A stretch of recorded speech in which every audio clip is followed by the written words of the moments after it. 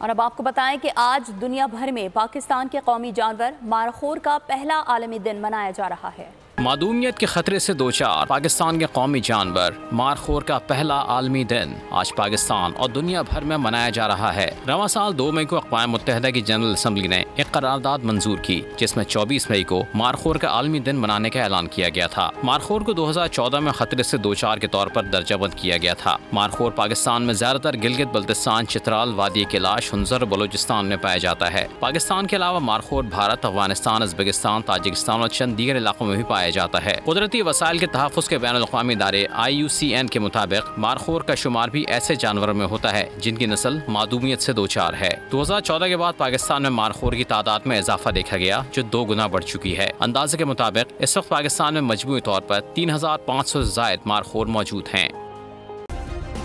Subscribe کریں اور بیل دبائیں تاکہ کوئی خبر رہ نہ جائے۔